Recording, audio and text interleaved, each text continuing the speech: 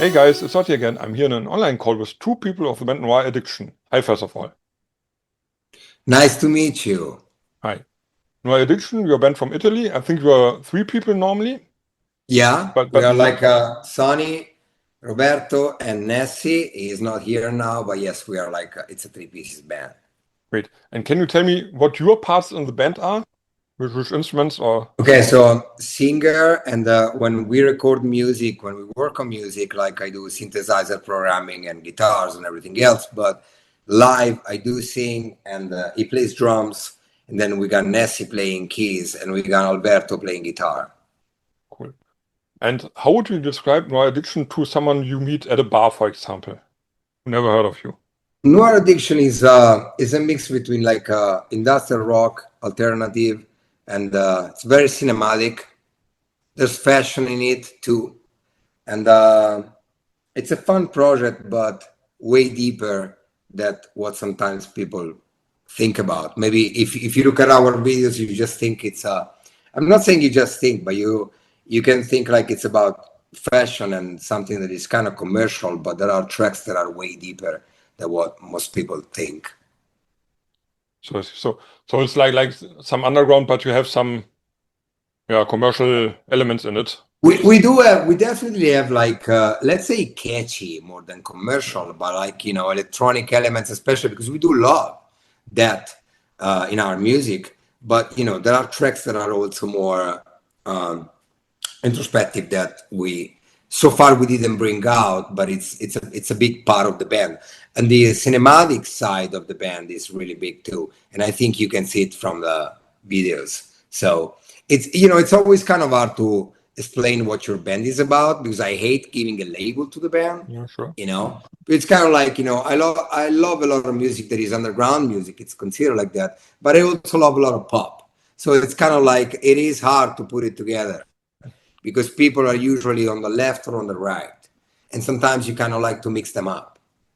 But I totally understand. For me, for example, I don't know if you had a look on my channel, but if you see there's from punk to goth to pop, industrial, everything. I don't like to limit myself, so this is perfect. Right, that's good. That's what we like to do as a band. Like when we work on something, we just want to be true to ourselves. Meaning, the main focus that we have in the band, the focus is um, being legit. Meaning, like when you come out with an EP or an album or a single, you're like, this is Noir Addiction. But it does have several influences in it. We just don't stick with one music genre. Yeah.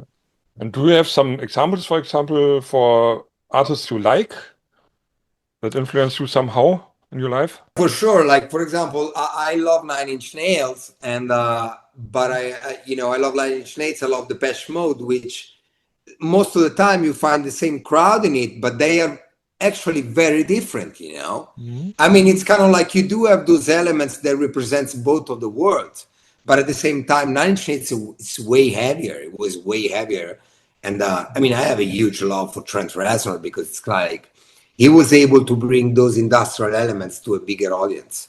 Mhm. While the Depeche Mode went straight for it. But for example, I'm a huge grunge fan. I love Pearl Jam. I love everything that came from that era, like Alice in Chains or Smashing Pumpkins, or My Bloody Valentine. We were talking last day about it. It's kind of like, their noise, they're more on that European side, which was a Sonic Youth for the US, and then My Bloody Valentine from London. We use like we mix it up all together. It's really hard to be just like, and see, I didn't mention anyone that is particularly popular except for Depeche Mode. I mean, many people know Alice in Chains, but they're not like Lady Gaga. Yeah, sure. And at the same time, they still have these great like vocals and this melody. For me, it's all about melody. Yeah. It's And you have great melodies in your music, for sure. I listen to them. it's all about melody. So yeah. Yeah. And before we come to the current EP, we can do some history stuff. I think NOIR ADDICTION is not that long around. It's 1 year now, but you did some stuff before. Maybe can you tell me a little bit of your background before you started the band? Yeah, so I lived in Los Angeles for 7.5 years, and I did license a lot of my music over there. So mainly was instrumental tracks for TV series, movies, and commercials. And I obviously I was playing with other bands. So I used to have my old band, White Pulp. I was in the dark playing bass. So let's say I was all around, you know. So that was like a really important experience for myself. So once I got back here in Europe, I was kind of like quiet for 4 or 5 years. I did a lot of acoustics. And then, excuse me, when the time was right, I decided to put this band together. And I was lucky enough to meet him and Nessie, our keyboard player, which I used to work with for a long time. And, you know, all of these experiences that I had while I was in LA, working with several people, and the cinematic part, of course, was a big part of, is a big part of NOIR Addiction, you know. So yeah, I did do a lot of stuff while I was in Los Angeles. I kind of feel like it was a life ago, you know. I kind of feel like I lived another life while I was over there. It's so different from Europe. It's just like, it's crazy, really, you know. Yeah, I totally understand. And do you miss something of the time in Los Angeles?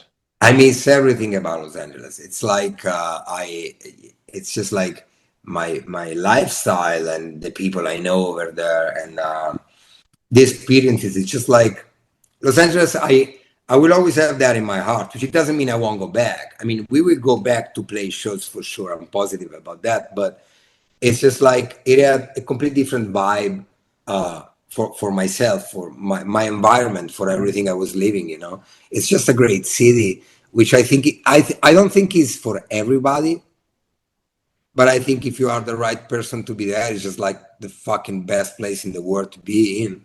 You know, it's just like it's so good. It gave me a lot. Yeah, totally understand. And I think this is something that in NOIR Addiction can to be heard because your sound is somehow a mixture of European and American style, I would say. And maybe without this experience, it wouldn't be like that, or probably. Probably, you know, because it was just like while I was in Los Angeles, I mean, I always liked like most of the bands I liked, they were from the US. I mean, I also liked European bands, of course, but while I was over there, I had the chance to meet like so many people and work in the studio and join different bands, and you know, which everything it's kind of like it was a huge experience that I bring inside myself. So once I decided to start a new band, I did have something pretty clear in my mind, you know, which even if I don't think about it, it does come with me from the experience I have in the US. You know, many people think we are from the US. We get a lot of requests about playing in Europe. You know, they're like, you know, like we get bands like we should jump on a tour together. We're like, yeah, but we are in Europe. They're like, what do you mean? Aren't you in LA? We're like, no. So it's kind of like I think a little bit from the aesthetic side of the band and a little bit from the music. It does sound American too, which it's flattering, to be honest with you. You know, it's really cool. Fully understand. And exactly when did you start NOIR Addiction? It was a year ago or something? NOIR Addiction was officially out on May 2025. Oh, okay. So yeah, 1 year ago, that's where we came out like with our first record. We used to have another singer, so the music was written according to his vocals. Then it didn't work out pretty quickly, and I just jumped on vocals, and we went straight for the direction that NOIR Addiction was actually supposed to be. Because although I said I had a clear idea, I had to come to the fact that I had a different vocalist, and his voice was very much closer to Manson and that kind of stuff, you know. So I wrote music that it was heavier and towards that direction. While now it's about me, it's about who I am, and I'm not really, you know, like if you listen to my vocals, I think like you can compare it to someone, but it's just me. I don't really think like, you know, you can't say I'm singing like Dave Gunn or I'm singing like, you know, whoever. So now it's complete, but we needed to start that way. You know, kind of everything happens for a reason. Sometimes this saying works. Yeah, totally understand. But you would say your first album so is not really important for the existence of NOIR Addiction now? No, we are playing a couple of songs from that album right now, but we're probably not going to play it for long because there's always new music coming on, you know? So it's like everything that's happening now, it's really well connected. It's legit, like I said before, you know, it does make sense. You listen to Noir Addiction, you're like, this is Noir Addiction. And so it's, in a way, it's kind of sad because we did spend time on that album, but we both, and the three of us, we feel like that was already like a lifetime ago, and it was just last year. But, you know, nowadays everything changes so much. Once you release music, it was always like that. Once you release music, it's for everyone, first of all. Yeah, sure. So, you know, it's not your baby anymore. But then nowadays, especially, it's like people are so easy to consume songs one after another one, that after a month and a half, you're like, okay, I need a new one. Yeah. It wasn't like that in the past. Yeah, but it's like that nowadays for sure. And the problem is, as a musician, for example, you have some music out and we do some interview and you already work on the new material in most cases. That's what we're doing right now. Yeah. You know, it's like we're talking about an EP that came out like less than a week ago, and we are already writing 4 or 5 songs for the new, you know, EP that's gonna come. I don't want to say much but about we will talk about the upcoming material later on. Now we have to talk a little bit about the EP. The title is Pretty Things Don't Last. Yes. And as you mentioned, now as we record this, it's out for, I think, one week, a few days. Yeah, it's been out like on July 16. It came out through Soul Punk's record. They're based in Berlin. They've been supporting us like a lot. They really believed in us, and the EP is going great. We've been listening to this song since October. So for us, they're kind of old, like I just said, you know. But it is like it's great to see like the reaction from people towards the new 3 songs, because the first single came out on March 20th, and then we released the second single and third single respectively in was April and May. It is really good to see that people are into it. It's actually going really, really well. We talked to the label this morning, and the streamings are going amazingly. You know, you have to think, like you said, we are a fairly new band.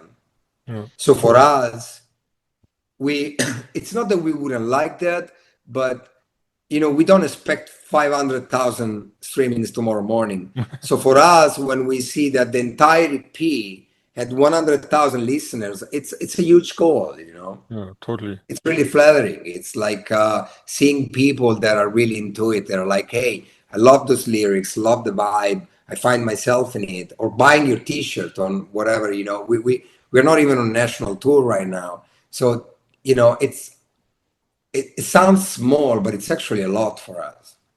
Yes. And as you mentioned, some things changed. For example, you going on vocals, a little bit different sound and stuff. What was important to you to say, okay, this is like the new NOIR Addiction as you really wanted? What was important to have the right feeling for this EP? Well, the thing was, you know, I was always like really divided between the rock world and the electronic world. I think they work great together. Like I love that. Like I'm into like huge synthesizers and heavy guitars or like really big riffs. You know, I really like that kind of stuff.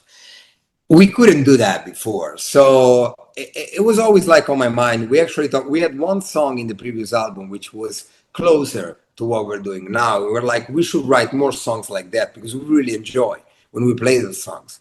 So I just sat with myself a little bit and work on some synthesizers, some sounds, beats and riffs. And after we got the first 2 tracks, I'm like, hey, I think we are on the right path, you know.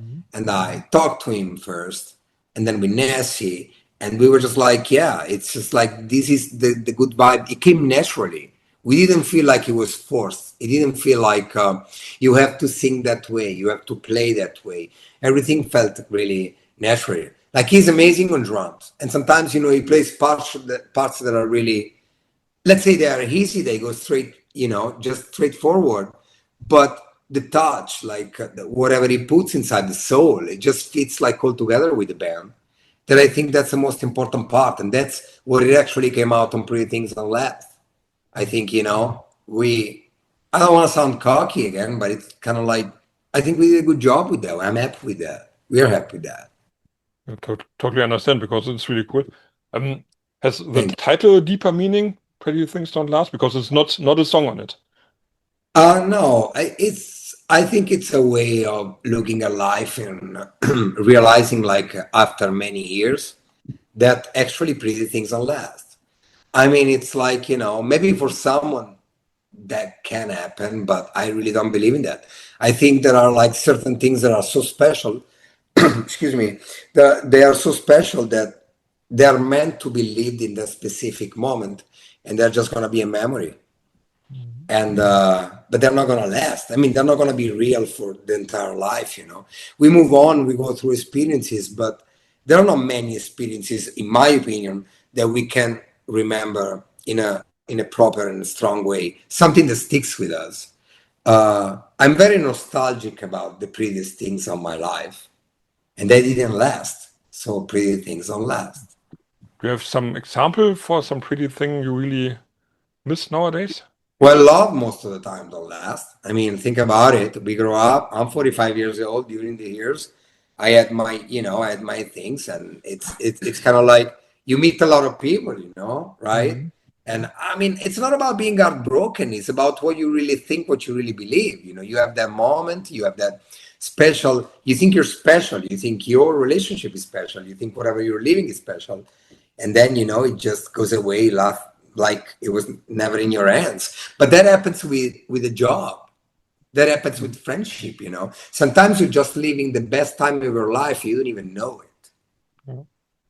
When I Even was in Los Angeles, I never thought it was granted whatever I was living. But at the same time, I was just like, I'm living here. This is my life. It becomes normal after a while.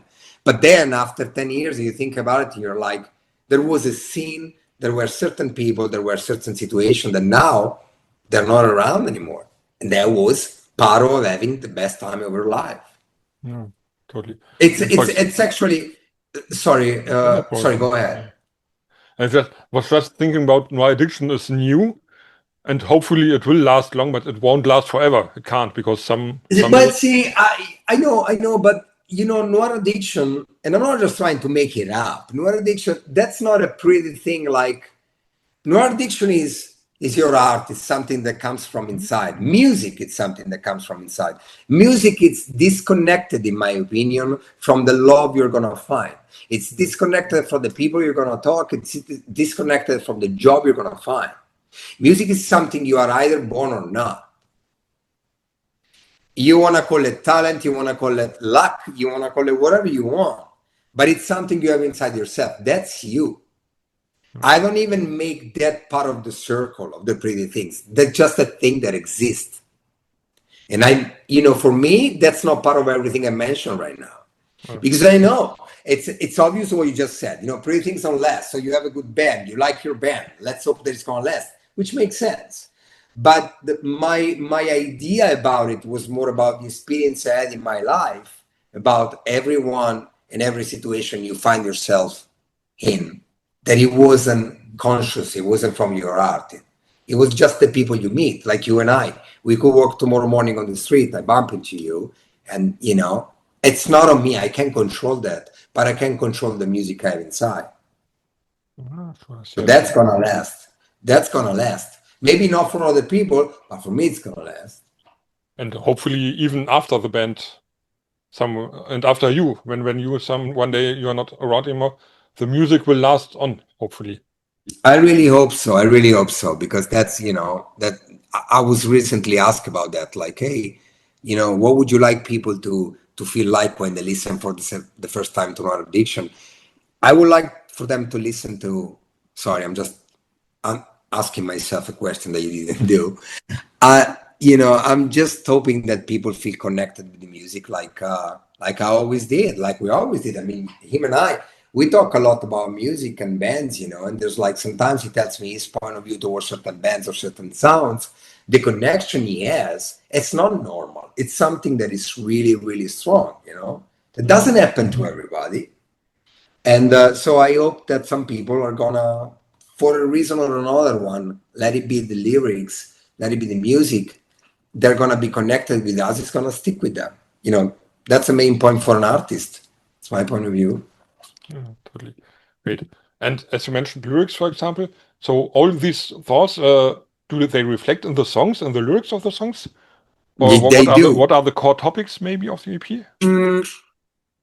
They do. The thing is, I mean, you know, all the songs, the 6 songs in the EP, they all close a circle. You know, it's kind of like a cycle. It's like the EP is about love, it's about life, it's about contradictions, it's about wanting to escape the reality that you are kind of forced to follow what you feel in, you know, every day, because you kind of gotta fit in certain spaces. I know it's an old concept. We all felt like that, but it is, you know, I think that each and every song do reflect what I just said. You know, you can find that, but I also like to write in one way that I like to leave the interpretation to the listener. It is very easy if you listen to every song from NOIR ADDICTION to think that that song is about a girl. It's very, except for probably Serve Me Some Crime, it's very easy to think it's about a girl. You know, love and life, they just go in handy. It's like they're both difficult, you know, they're very difficult, but they're beautiful, both of them. And that creates like, that fuck us up in the mind, you know, which is kind of good in a way, I guess, because then your artistic side comes out if you have one. I think we all have one. We just have to find a way to represent it, you know. So yeah, the entire EP is about that, definitely. So all songs are about girls, but also people can interpret and see other things into the lyrics. Definitely. I had people like, you know, like we got some messages after the EP were released, and they're like, you know, like people really like Cold Debit, for example, of Radio Funeral. Cold Debit, it is not about a girl. It is about the addiction that you have within yourself, you know, towards life, like whatever you need to grasp on because you can't keep going. So, you know, it's like every day you're trying to look for something new to grasp, really, to touch yourself and be just like, hey, you know, how am I gonna keep going? You know, how can I do that? There's no religion, there's no prayers, there's nothing that's gonna help me, you know. But at the same time, you're like, I've been trying to be a good person and live a good life, but I felt better when it was a bad life, you know. It's kind of like, let me go back because that made me feel better. It's this constant battle that you have within yourself, with yourself. You know, I think that we all have demons inside, but some people have more demons than others. Yeah, sure. And for sure, people doing, for example, dark music, noir music, have more demons maybe than some bright pop or German Schlager or Italo disco people. Right, but for example, we have like some new songs that we're working on. A couple of them, especially, they have this really, they have like a very like pop vibe. It kind of sounds happy in a way, but if you read the lyrics and you listen to the melody and everything, there's nothing happy about that. So, you know, I also we like this big contrast, you know. I like to play a lot with that. I like to play with double meanings. I like to have people thinking something, but instead it's something else. I think that's an interesting part, you know. Then, of course, if you're writing a love song that it's clear in front of your mind, then you're like, okay, that's it. But most of the time, I like to play around with that. And I love to hear your point of view, his point of view, her point of view. You know, it's just like, it's interesting, you know. And in a way that is not really direct, it gives us a way to interact with each other. It's just, I love to hear what people think about the songs. I love because sometimes they are just so out of what I actually meant, you know, but it's good. Because I'm like, see, maybe the music, maybe that word gave them a different meaning, but it's interesting, it's exciting. Did you have some surprising message or meeting people at a concert or stuff where someone really surprised you with an interpretation of a song? I wouldn't say like surprised at the point that it's like, oh wow, I really didn't expect that. But it was most of the time like when we get the meaning about the songs. Like one was last day actually with Serve Me Some Crime. They were completely out of what I thought in my mind, you know. It actually, there was this guy who was just like, dude, I really feel like this every day. And inside my mind, I was just like, how can you feel like that every day? Because it's like, there's a lot. And of course, crime is not really the crime itself, but you do meet people, you do talk to people that sometimes just make you, I don't know, they surprise you, but in a crazy way, And I've been trying to be good because I used to say a lot. I used to swear a lot in the songs, and then everyone around me was just like, "You gotta stop with that because right now that's gonna stop you on Spotify, and the algorithm doesn't like this and doesn't like that, and you are a new band, and you don't need this." So it's like, okay, just gonna try to don't say fuck all the time or talk about pussy or whatever the fuck that is, Okay, so this somehow influences you as well. The new world of algorithms and stuff is something that you really think about for your music? Like what kind of bands I refer to? Yeah, and also what for example, is good for the algorithms somehow. I mean, I'm out of that. What I got told is a lot of information since 1 year. Since 2025, May 2025 to now, they've been telling me, think about the title, think about this, think about that. Now, I do not think about all these things. I wasn't don't. expecting it, yeah. No, I'm not trying. We are not trying to do something that is literally a package.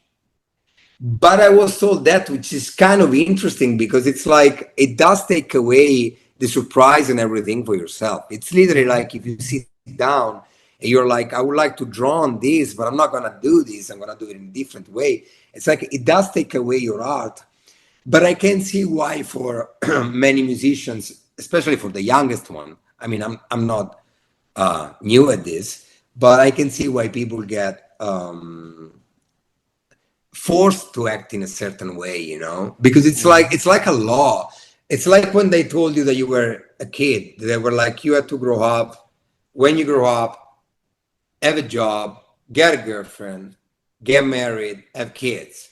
Now, if you're not talking about the family, they're basically telling you that for the art you're doing. You want to make money, act like this, do a video like that, be an idiot, do this and do that, and it might work.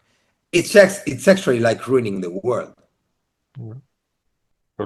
So I don't think at it as a package, but if I can save myself from some fucks, that doesn't really bother me. Yeah, sure. Great. And you mentioned the new material, and some of the new songs are more happy somehow in the sounding. So at which point are you now? What regarding new material? We have so far we wrote 5 songs. They're not, like I said, they're not happy. There are 2 songs that are more commercial. They're more upbeat tempo, following Service and Crime, but even more upbeat tempo. Lyrics are never happy. No chances about that.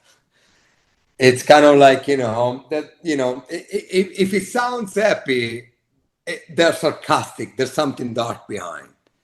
But we're not forcing ourselves. We really like to have those few songs in it where we really feel it, that they have a lot of energy. We like them.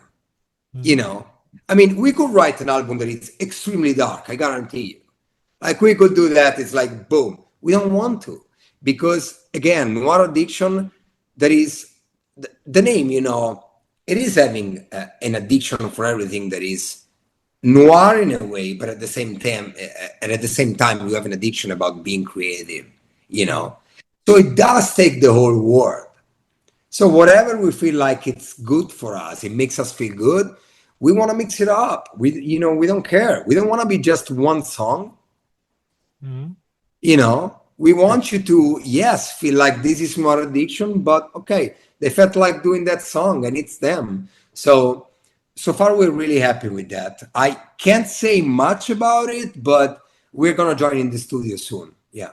Okay, but you are going to do another EP, not a full album? I can't say much about that. Okay. I can't say much just because, I already said a lot last time and I was told, hey, you got to stop. So I'm just saying we are at the fifth song and we're writing new material and we're excited. We still like to play DP a lot. Like we're tight on that songs, you know, we're very close to those songs. But yeah, I can't say much. There's gonna be a surprise in October. Okay, okay. So I'll keep my eyes open for this. Promised. But as you mentioned, playing live and stuff. So my addiction is rather new, 1 year, we say. But you had some shows. So what have been your coolest experience on stage so far? So far, well, we actually played, like, I can tell you about the recent shows we played. We played Prague and Milan. That was in May. Imagine. That was in May, where we played like 3 shows in a row. And it was exciting because, you know, it was our first time in Prague. We had to test like several things about the band because we had these new songs. And so, you know, like under a technical side, it was important too, very important. You know, we didn't do a hometown show like around here. And it was a great experience. The reaction from people was awesome. I mean, we really like to dance on stage, like, because we always have like this beat going on with us. The electronic side is very like prominent for us, you know, in the songs. But at the same time, like I said in our edition, it's not just that. And it was great. I actually said this in an interview recently. We saw people being excited for the fun song, but also pay attention to something that was a little bit deeper, which you get, even if you don't know the lyrics, you get it from the vibe style, you know.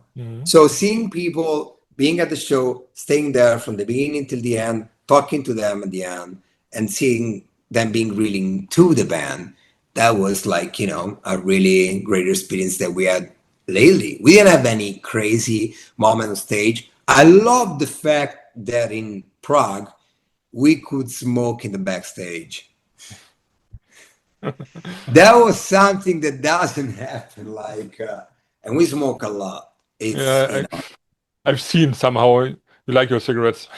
I mean, he can do it better than me because he's way younger than me. I should stop in a way, but it's just hard for me. And Prague was fun, man. It was just, I mean, Milan was really good too, but you know, we're used to Milan because we know Milan, we're in Italy.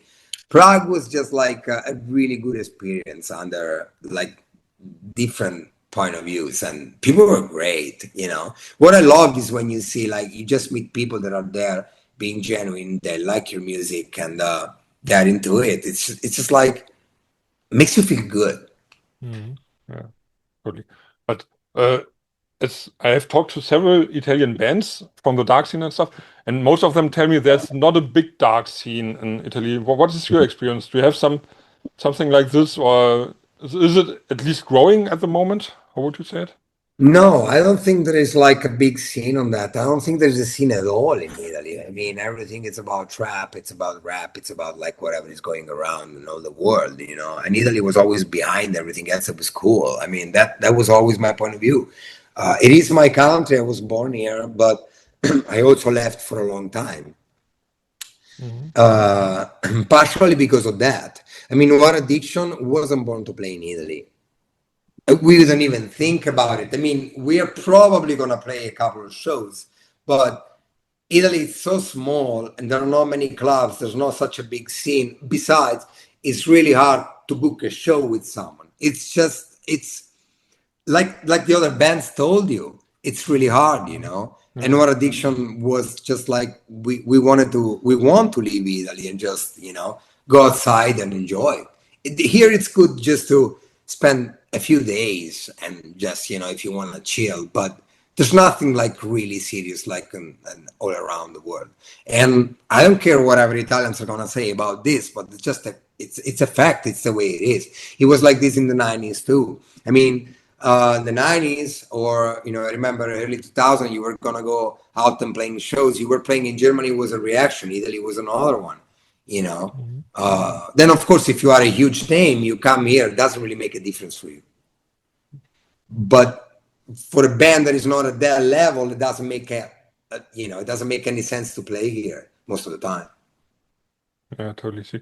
This is why those bands always love to play here, for example, in Germany, in my area, because we have a really big scene here and many venues, many small festivals or single concerts and stuff.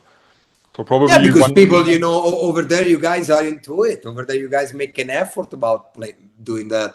Italy, it's just, Italy, it's another word. It's another, we're just like outside of everything. And we have many good things in the 80s and the 90s, yes. But I never felt like music was part of it, It's just like certain music is for Italians and then everything else is outside of this bubble. And if you don't fit in that, there's no point, really. I mean, we never felt like let's do Noir Addiction because we want to play 20 shows in Italy. It makes no sense. No, for sure, better to play or to do a tour in Germany, for example. Germany, maybe Austria, stuff like this. Czech Republic, as you mentioned. Poland. We will do it. I mean, we were talking to the label actually like 30 minutes ago before having the interview with you. So we're planning shows. We're going to play in Hamburg in December. Cool. And then we're going to plan something around Germany. But like I said, we were so busy between the release of the 3 singles, videos, promo, new music, the EP that, we're getting there now. So most of the shows are going to happen. The majority of the shows are going to happen in 2027, but we're going to play probably between 7 to 10 shows for 2026, starting from the end of September. Okay, so around the new surprise, as you mentioned. Yeah, but I already said too much.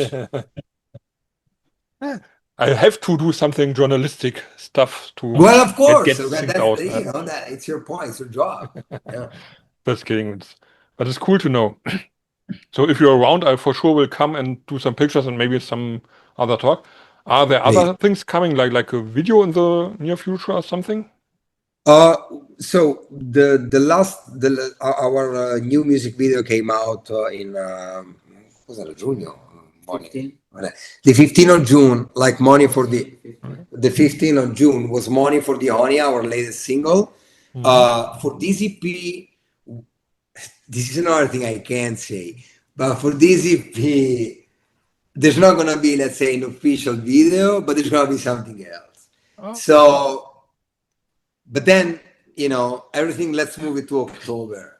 Because I have to be careful about certain things, Because then I'm gonna have the label call me, just like, dude, you're saying everything.